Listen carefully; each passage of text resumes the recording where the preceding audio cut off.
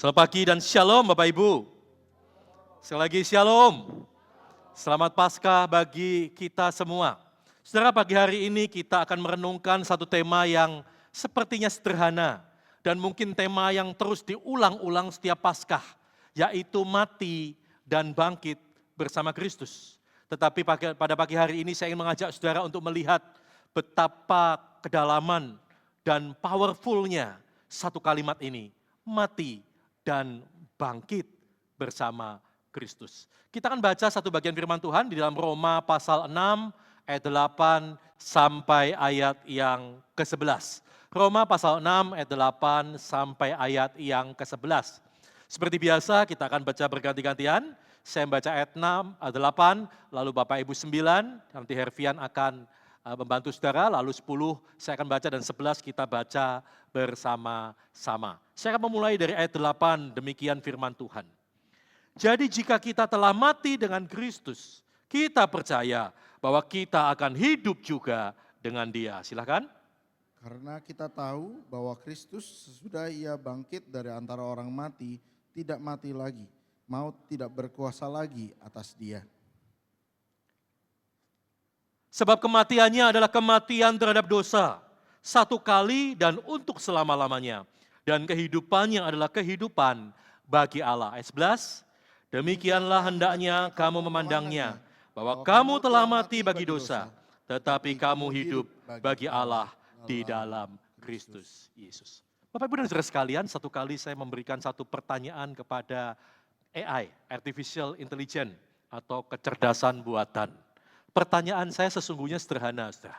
Pertanyaan saya begini, menurut medis, berapa persen kemungkinan orang yang sudah meninggal bisa hidup kembali?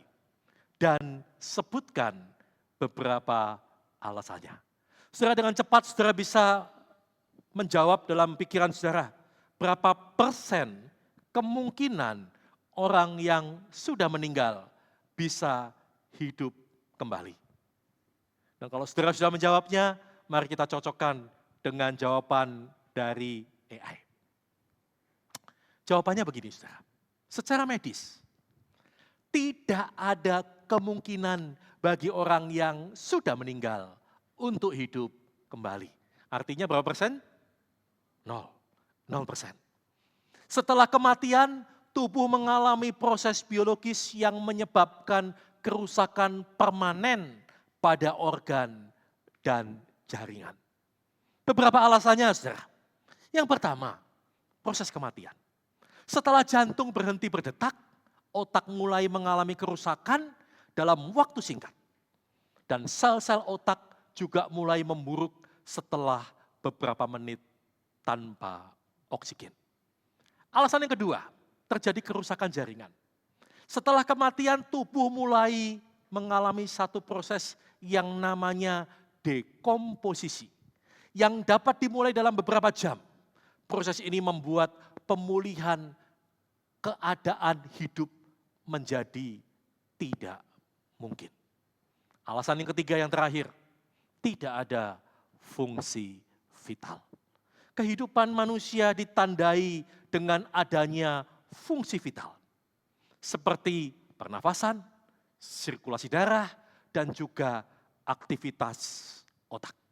Setelah semuanya berhenti, maka fungsi ini tidak bisa lagi dipulihkan. Maka kesimpulannya adalah, secara medis dan ilmiah, kematian dianggap sebagai keadaan permanen yang tidak dapat dibalikan. Bapak Ibu saudara sekalian, ketika mendengar jawaban ini sebagai orang Kristen, tentu ada satu pertanyaan. Bagaimana mungkin di Alkitab dikisahkan ada seorang yang mati sudah 3 hari, sudah dikubur, sudah bau, dan bisa bangkit kembali. Namanya siapa, saudara? Namanya siapa? Lazarus. Apakah benar bahwa iman dan ilmu pengetahuan itu bertentangan? Saya menjawabnya tidak. Karena ada satu jembatan yang menjembatani antara ilmu pengetahuan atau medis dengan iman. Dan namanya adalah apa? Mujizat. Mujizat adalah peristiwa luar biasa. Di luar hukum alam yang terjadi melalui siapa? Kuasa Allah. Jadi artinya saudara bisa melihat bahwa kebangkitan Lazarus itu terjadi karena adanya kuasa Allah yang melampaui hukum alam. Dan ketika saya merenungkan jawaban-jawaban AI tadi, saudara, alasan-alasan mengapa manusia yang mati itu tidak bisa hidup kembali, saya semakin terkagum-kagum. Betapa luar biasanya kuasa Allah ketika membangkitkan Lazarus. Semua fungsi-fungsi yang sudah mati itu, sudah hancur itu, dipulihkan kembali. Yang secara medis dikatakan tidak ada kemungkinan. Kalau teknologi manusia bisa membangkitkan orang yang sudah mati. Minta maaf ya, beberapa minggu yang lalu orang yang terkaya di Indonesia meninggal dunia, betul? Kalau teknologi dan uang bisa membuat orang yang mati hidup lagi, saya percaya keluarga beliau pasti melakukan itu. Tapi ternyata secanggih apapun teknologi manusia, tidak bisa mengembalikan nyawa seseorang yang sudah mati. Kecuali yang namanya mujizat. Dan Bapak Ibu Saudara sekalian, di dalam Alkitab ada 3 jenis kematian. Yang pertama kematian jasmani, tadi sudah saya jelaskan. Yang kedua ada apa saudara? Kematian rohani. Dan yang ketiga adalah kematian kekal. Dalam waktu yang terbatas pada hari ini, saya ingin membahas tentang yang kedua. Kenapa? Karena yang ketiga bagi saya hanyalah dampak. Kalau kita mengalami kematian rohani dan itu dibiarkan terus, maka pada akhirnya kita akan mengalami yang namanya kematian kekal.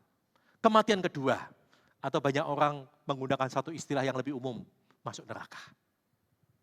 Tetapi kematian rohani menjadi sebuah hal yang harus saudara dan saya perhatikan pada siang hari ini.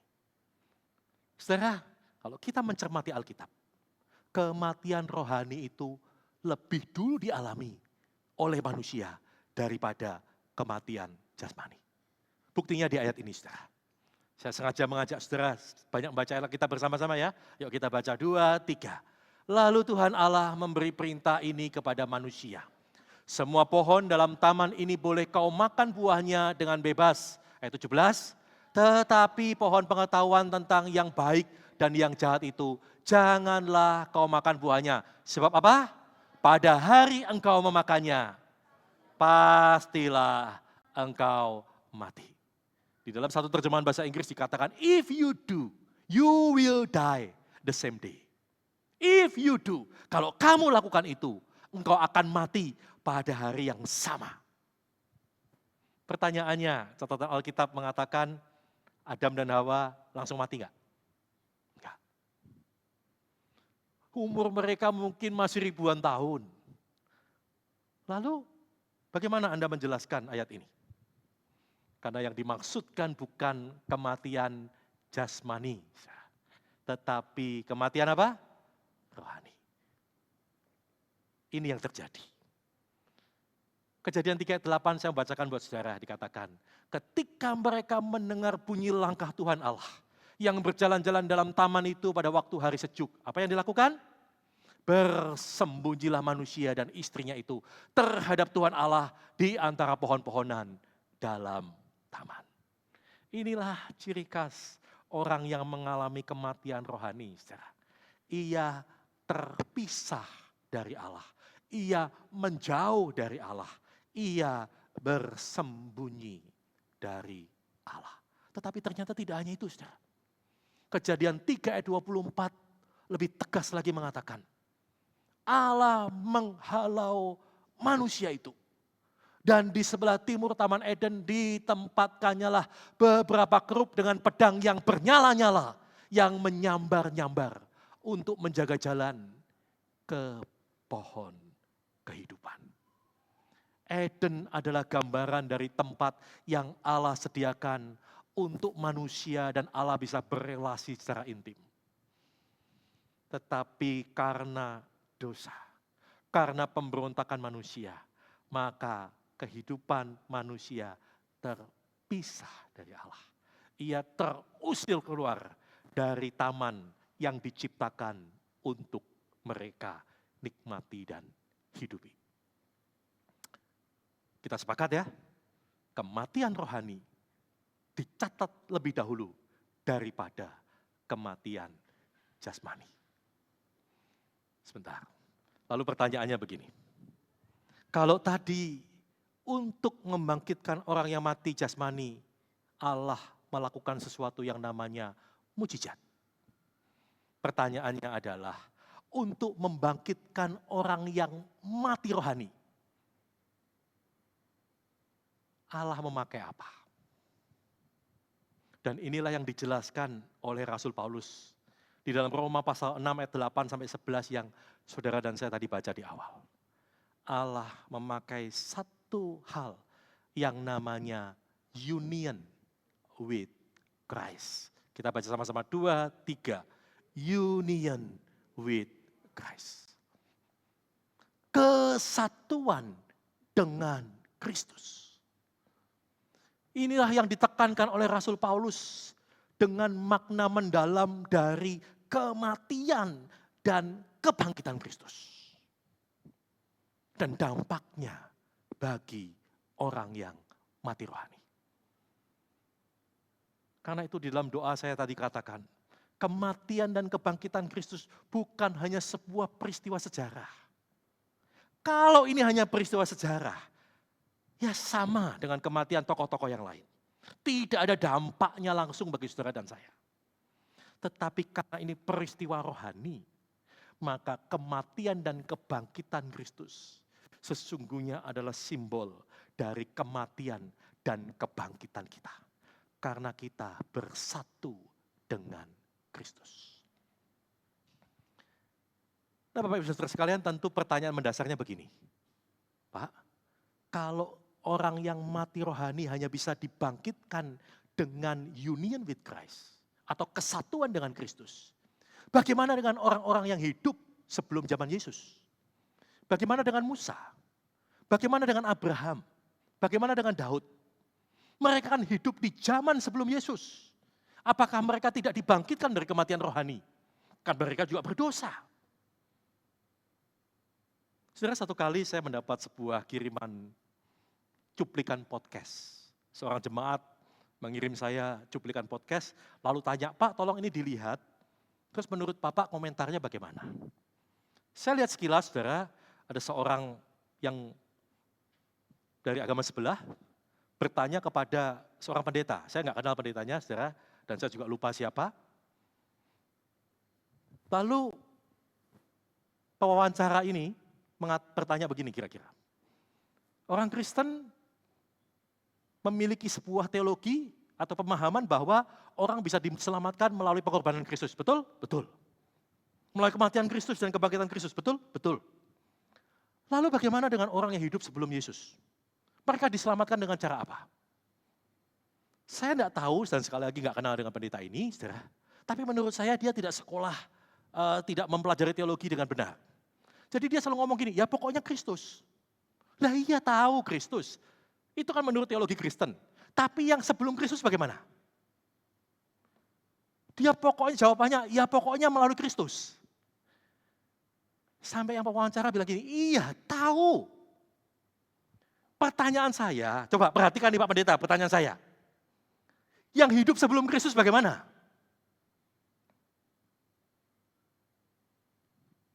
Pak Pendetanya dengan lantang mengatakan, pokoknya melalui Kristus. Saudara, dia tidak sungguh-sungguh salah. Tetapi dia harus menjelaskan bahwa pengorbanan Kristus itu terjadi sejak zaman Adam dan Hawa sampai kematian Kristus di atas salib dan selama-lamanya. Orang yang lahir sebelum Yesus diselamatkan melalui bayangannya atau simbol dari pengorbanan Kristus. Yaitu dari apa? Pengorbanan anak domba. Ibrani 10 ayat 1 mengatakan, di dalam hukum Taurat hanya terdapat bayangan saja dari keselamatan yang akan datang dan bukan hakikat dari keselamatan itu sendiri. Karena itu dengan korban yang sama setiap tahun harus terus menerus dipersembahkan. Teologi Kristen mengatakan bahwa persembahan atau korban anak domba itu mengacu kepada pengorbanan Kristus. Jadi orang yang sehidup sebelum Yesus diselamatkan melalui korban anak domba. Nah, yang menarik adalah ternyata ritual korban itu adalah ritual pertama yang dicatat di Alkitab. Bukan pujian penyembahan, bukan khotbah. Tetapi Alkitab mencatat ketika manusia jatuh dalam dosa, diusir dalam Kejadian 3:24 tadi yang kita baca. Ayat 4 langsung bicara tentang apa? Korban. Kain dan Habil mempersembahkan korban. Jadi sekali lagi saudara ya, ketika saya melanjutkan dengan beberapa poin ke depan, saudara nggak usah tanya lagi, Pak, yang lahir sebelum Kristus bagaimana? Mereka dibenarkan melalui korban, peristiwa atau persembahan korban. Karena persembahan korban ini sudah ada sejak Kain dan Habil. Artinya sejak Adam dan Hawa.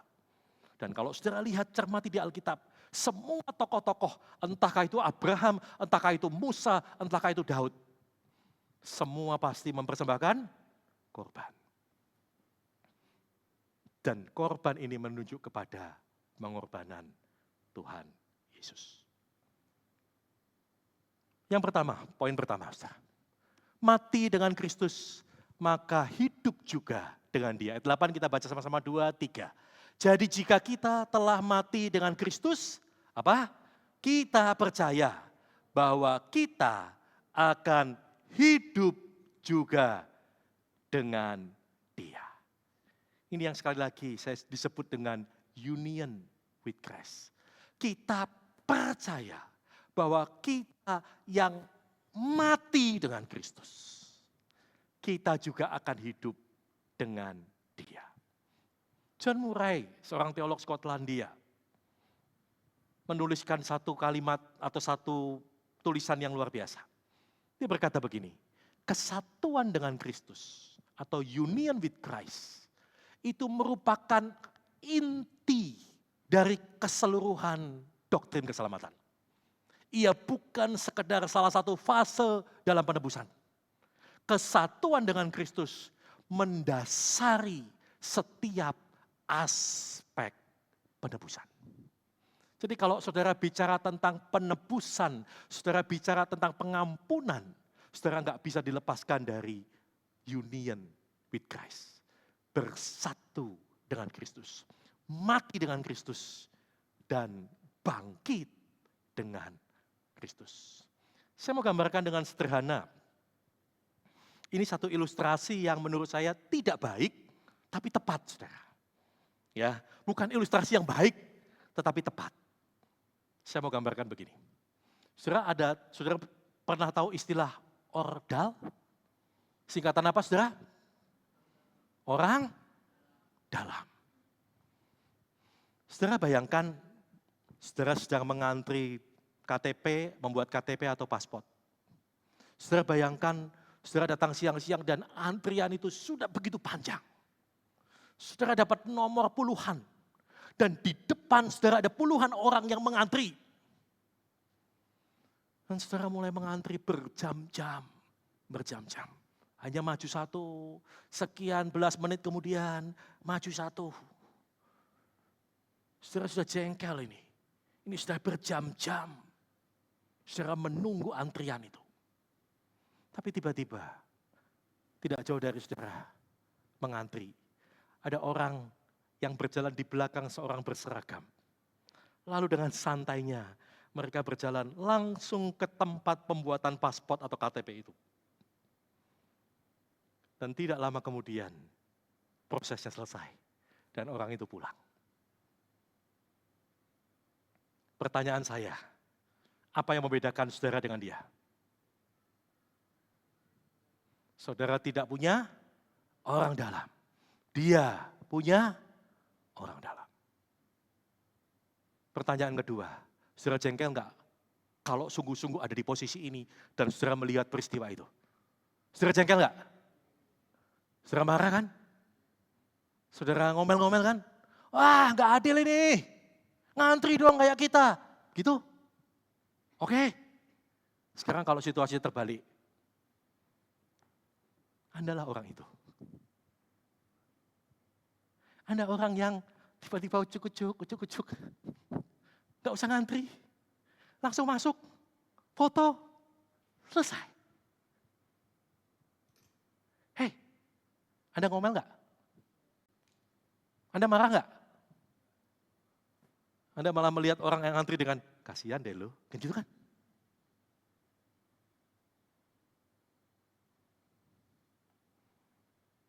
Berita buruknya adalah, Anda dan saya tidak bisa masuk ke surga.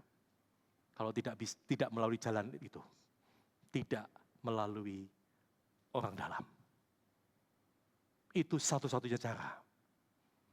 Karena Yesus berkata, tidak ada seorang pun yang dapat sampai kepada Bapa kecuali melalui aku.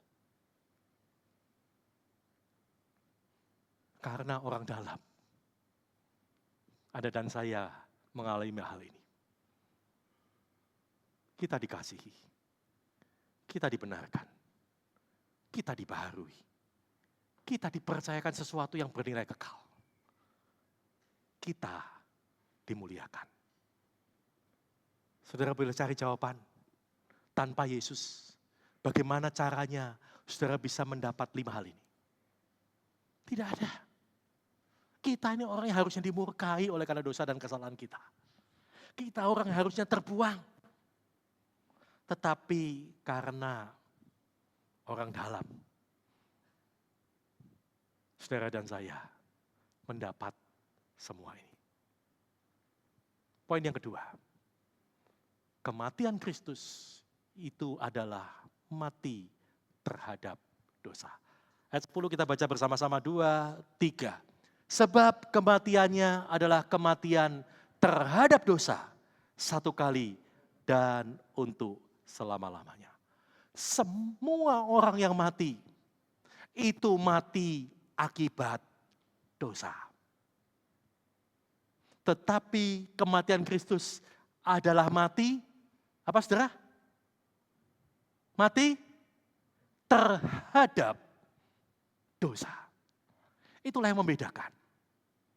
Kematian semua orang adalah mati akibat dosa. Tetapi kematian Kristus adalah mati terhadap dosa.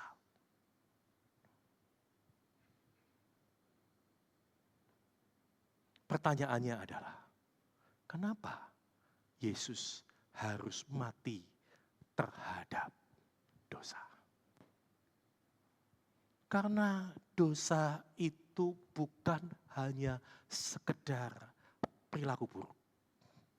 Kalau dosa hanya sekedar perilaku buruk, Allah hanya perlu mengirimkan seorang guru agung yang bisa mengubah perilaku buruk saudara menjadi perilaku baik. Cukup. Itu cukup. Tetapi masalahnya dosa adalah kondisi rohani yang memisahkan kita dari Allah. Dan di dalam pemisahan itu ada satu hal yang saudara dan saya suka atau tidak suka harus terima. Yaitu adalah murka Allah. kematian Kristus adalah salah satu tujuannya menanggung murka Allah yang seharusnya ditimpakan kepada saudara dan saya. Ada sebuah ilustrasi yang mengharukan. Satu kali di dalam camp kerja paksa, saudara, ada sebuah aturan.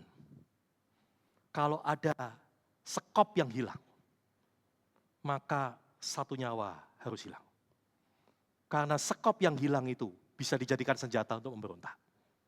Karena itu setiap sore, ketika mereka sudah selesai kerja paksa, mereka harus mengumpulkan skop-skop itu dan petugas harus menghitungnya. Dan satu kali, setelah dihitung, ada satu skop yang hilang.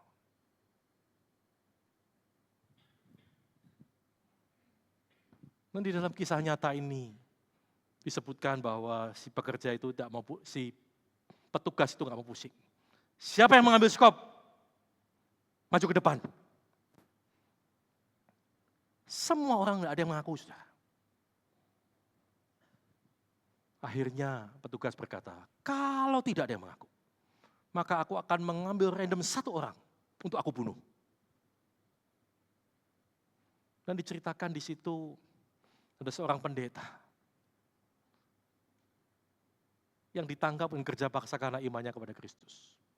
Dia tahu bahwa harus ada orang yang mengaku.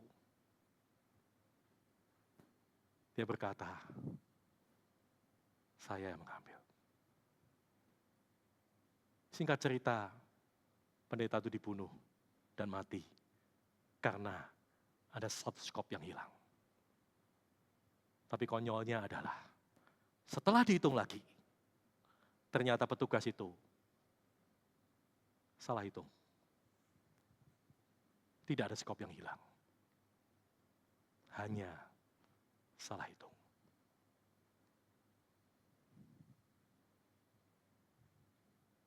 Dosa bukan sekedar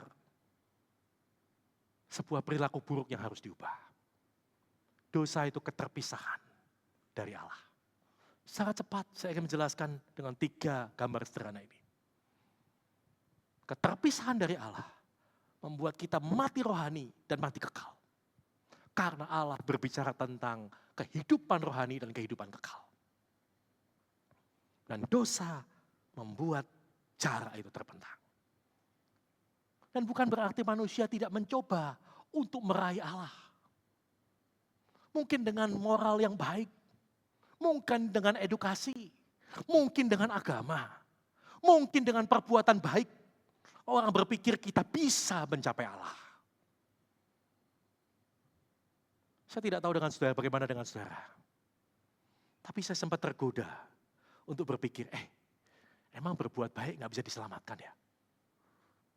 Perbuatan baik tanpa Kristus gak bisa diselamatkan. Kalau ada orang baik,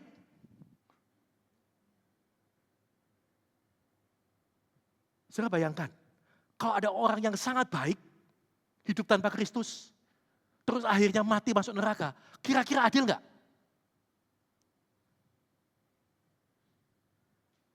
Sampai saya menemukan satu ayat dalam Alkitab. 1 Korintus 13 ayat 3. Rasul Paulus berkata begini, seandainya aku memberikan semuanya yang ada padaku, bahkan memberikan diriku untuk dibakar, tapi tanpa kasih, semua itu tidak ada artinya. Sekarang pertanyaan saya adalah, perbuatan baik sebesar apa yang bisa membuat manusia diselamatkan? Saudara mau menjual semua milik saudara dan memberikan kepada seseorang? Saudara mau? Tidak kan? Saudara mau menyerahkan diri saudara untuk satu orang? Saudara mau? Enggak kan? Atau mungkin saudara, ya Pak saya mau Pak. Kepada siapa? Ya anak saya, pasangan saya, orang tua saya. Kepada musuh mau enggak? Amit-amit Pak. Kan gitu kan? Jadi sebesar apa perbuatan baik yang membuat kita bisa mencapai standar Allah? Sedang Tuhan Yesus berkata, hendaknya engkau sempurna seperti Bapamu di surga adalah sempurna. Karena itu Rasul Paulus berkata, meskipun aku memberikan semuanya, jadi gak punya apa-apa ini. Bahkan kalau itu kurang, aku menyerahkan diriku untuk dibakar. Tapi disambung dengan sebuah kalimat, tetapi tanpa kasih, gak ada artinya. Oh, saudara, sudah berikan semua seperti itu. Motivasi masih dihakimi, saudara.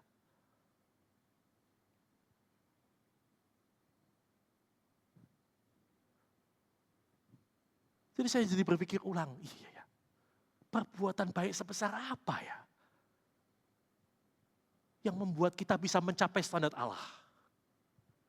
Dan akhirnya saya menemukan, enggak ada. Tidak ada. Karena sesungguhnya kita tidak mampu melakukan itu. Tapi Yesus yang melakukan itu. Alkitab berkata, dia menyerahkan dirinya waktu kita masih berdosa. Bahkan sebagai sebuah simbol, Tuhan Yesus berkata, Bapa, ampuni mereka. Karena mereka nggak tahu apa yang mereka lakukan.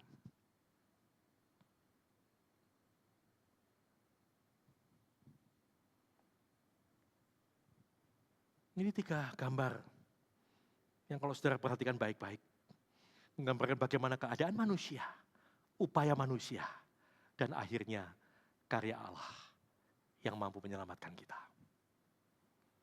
Karena itu Yohanes Pembaptis ketika melihat Yesus berkata, lihatlah anak domba Allah. Kenapa anak domba Allah? Karena Yohanes Pembaptis adalah nabi yang ada di antara perjanjian lama dan perjanjian baru. Dia tahu bahwa keselamatan tidak bisa dilakukan tanpa pengorbanan anak domba. Dan semua itu adalah bayangan. Sampai datangnya sang penggenapan itu. Yaitu anak domba Allah. Yang apa? Menghapus dosa dunia.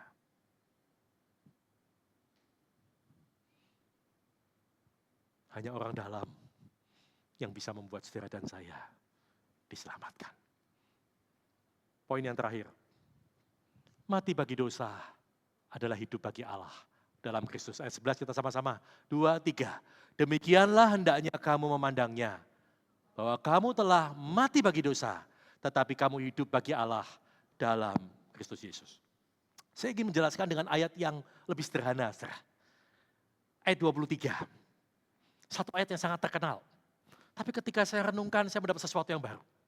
Dikatakan begini, sebab upah dosa ialah maut. Tetapi karunia Allah ialah hidup yang kekal dalam Kristus Yesus Tuhan kita. Ketika saya renungkan, saya mendapati bahwa Rasul Paulus sedang memainkan satu kata, saudara, 2 kata. Yang pertama adalah upah. Saudara, upah itu apa? Upah adalah hak yang saudara dan saya wajib terima ketika kita melakukan satu pekerjaan. Betul? Betul ya? Di sini semua kita dalam tanda kutip bekerja ya. Dan setiap kita bekerja, kita memiliki hak untuk mendapat upah. Dan itu yang Rasul Paulus katakan. Upahnya dosa ialah maut. Jadi maut itu bukan karena Allah kejam. Kalau Allah baik harusnya nggak ada neraka, Pak. No. Ini bukan bicara tentang Allah baik atau Allah tidak baik.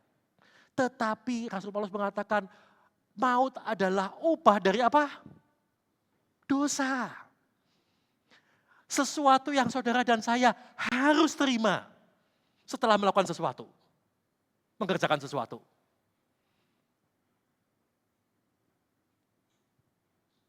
Dan upahnya dosa adalah maut. Tetapi Rasul Paulus tidak berhenti sampai di situ. Dia membandingkan dengan hal yang bertolak belakang. Kalau upah itu saudara kerjakan, baru saudara dapat. Tetapi yang Rasul Paulus katakan adalah ada yang kedua. Apa itu? Kasih karunia. Dikontraskan dengan kasih karunia. Meskipun upah dosa adalah maut, tetapi Allah memberikan anugerah. Pemberian cuma-cuma berupa hidup kekal sebagai jalan keluar. Ini pemberian Allah, bukan upaya manusia.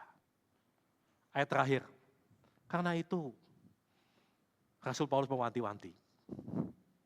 Tadi kita sudah lihat, kita diselamatkan oleh karena union with Christ.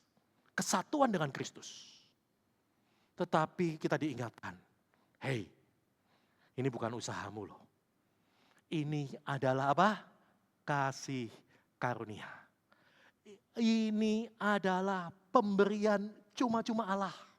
Bukan hasil usahamu. Karena itu diingatkan, jangan ada orang yang memegahkan diri. Hari ini saya ingin mengajak saudara untuk melihat satu kalimat. Union with Christ. Kita ulang sekali lagi, 2, 3. Union with Christ. Kesatuan dengan Kristus. Itu yang membuat saudara dan saya diselamatkan. Tapi ingat, itu bukan hasil usahamu. Itu pemberian Allah. Jangan ada orang yang memegahkan diri. Sebelum saya tutup dengan slide kesimpulan, saya sudah diingatkan, ada film yang harus ditonton Pak. Film yang dibuat dengan darah dan air mata. Jadi, suka atau tidak suka, Anda harus saksikan sequel terakhir dari film yang ada judulnya nggak Sintru? Nggak ada. Judulnya adalah, nggak ada judulnya. Ya, oke, silakan.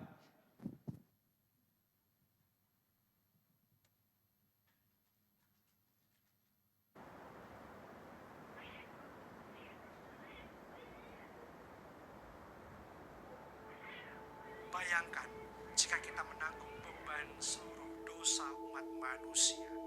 Tetapi itulah yang Tuhan kita pikul dan tanggung. Kamu jangan tanggung dan pikul sendirian. Serahkanlah semuanya kepada Tuhan kita Yesus Kristus.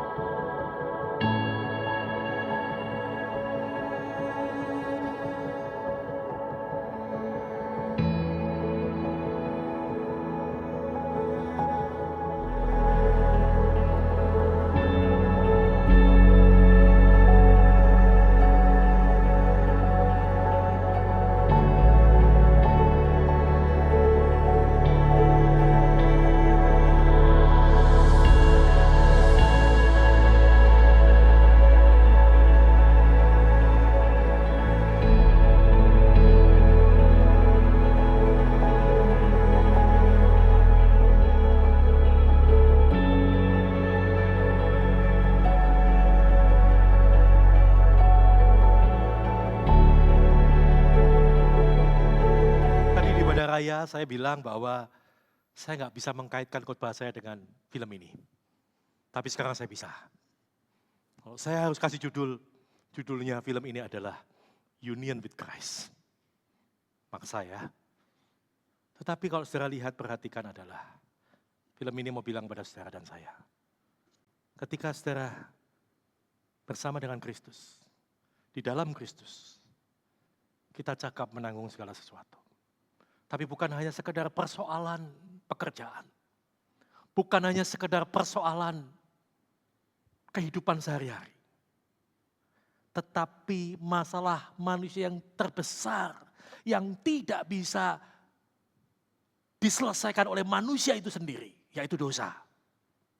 Bisa diselesaikan ketika saudara dan saya mengalami union with Christ. Kesatuan dengan Kristus. Tolong kembalikan. Singer WL, musik, kembalikan ke slide saya.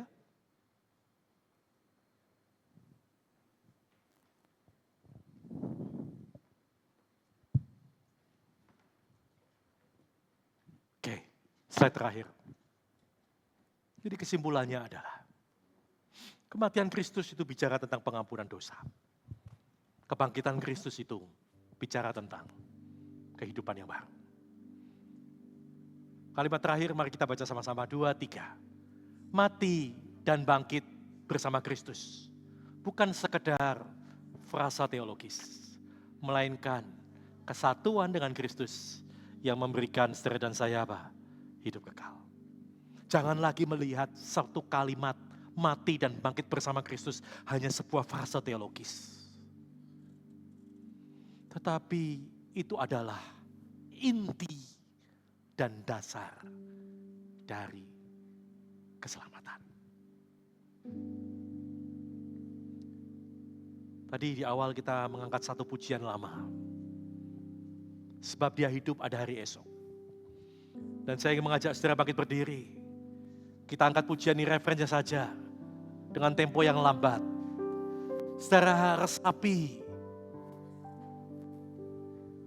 makna pujian ini. Bahwa karena engkau dan saya bersatu dengan Kristus, maka kita punya hari esok.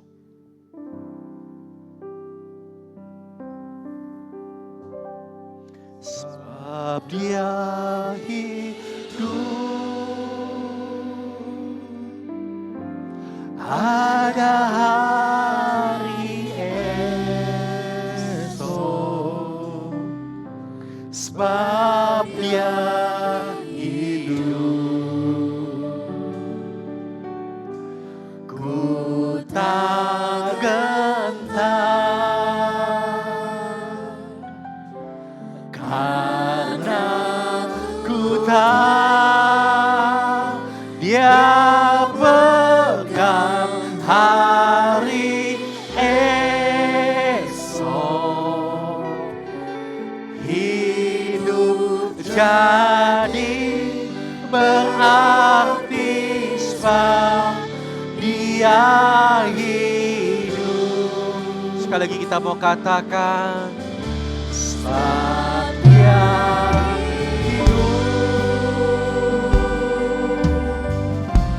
ada hari esok. Sebab dia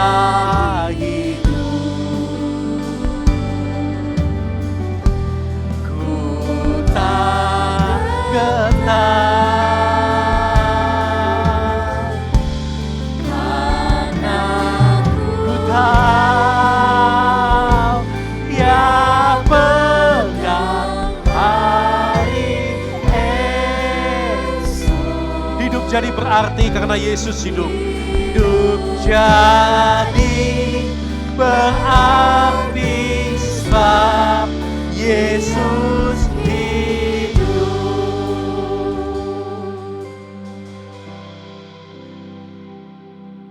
Tanpa union with Christ, kematian dan kebangkitan Kristus hanyalah sebuah peristiwa sejarah. Tetapi karena union with Christ, Kristus yang mati dan bangkit itu membuat kami yang mati tetapi juga akan bangkit. Sehingga tidak harus mengalami kematian kekal, tetapi bersama-sama dengan Kristus memerintah selama-lamanya. Biarlah di hari Paskah ini ya Tuhan, kami tahu bahwa kami tidak pernah sendiri. Tapi kami selalu bersatu dengan Kristus. Engkau ada di dalam kami. dan kami ada di dalam Engkau. Ingatkan selalu kepada setiap kami bahwa kami diselamatkan oleh kasih karunia Allah yang kami terima oleh iman. Itu bukan hasil usaha kami, tetapi pemberian cuma-cuma dari Allah. Sehingga tidak ada satupun di antara kami yang berhak untuk memegahkan diri. Hamba selesai, tapi firman-Mu tidak pernah selesai. Mengingatkan setiap kami bahwa kami diselamatkan karena kami bersatu dengan Kristus. Di dalam nama Tuhan Yesus. Semua kita yang percaya katakan bersama. Amin.